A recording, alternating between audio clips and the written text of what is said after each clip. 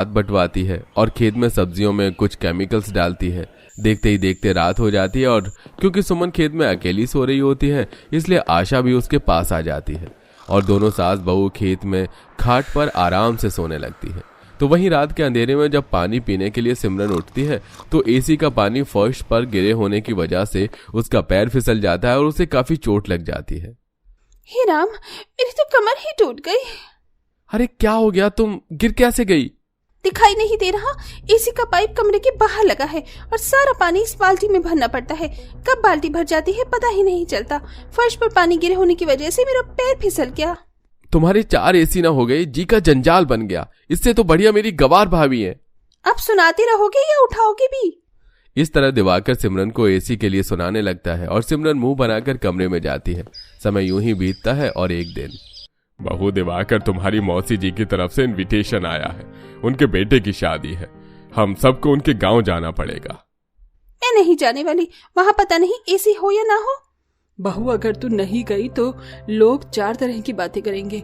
वहाँ भले ही एसी ना मिले पर तुझे गर्मी का एहसास नहीं होगा और वैसे भी 2 ही दिन की तो बात है।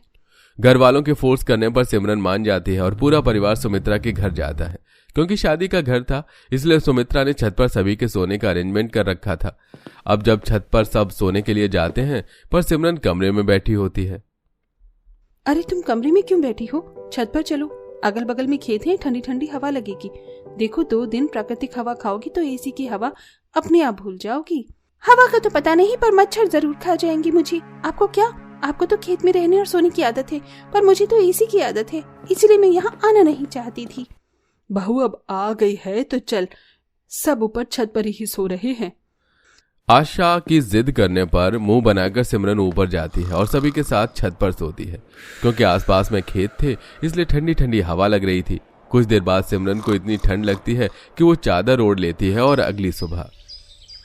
इतना बोलकर सिमरन वहां से उठकर चली जाती है। कुछ देर बाद कुछ रस्में पूरी करने के लिए सभी औरतें दूल्हे के साथ खेत जाती हैं और जब सभी रस्में कर रहे होते हैं तो उसी वक्त सिमरन एक पेड़ के पास जाकर बैठ जाती है जहां उसे काफी ठंडी हवा लगती है। सच में नेचुरल हवा की तो बात ही अलग है। मैं बेकार ही परेशान हो रही थी। सिमरन को पेड़ के नीचे ठंडी हवा काफी ज्यादा पसंद आती है और उसकी आंख लग जाती है। इसी तरह पूरा परिवार शादी अटेंड करके जब अपने घर जाता है तो घर जाते ही सिमरन एसी चलाती है और ज्यादा लोड उठाने की वजह से एमसीबी गिर जाती है और तभी बिजली का बिल आता है और बिल देखकर सिमरन सभी से कहती है, जितनी एसी चलती नहीं है उससे ज्यादा तो इसने मुझे परेशान करके रख दिया है।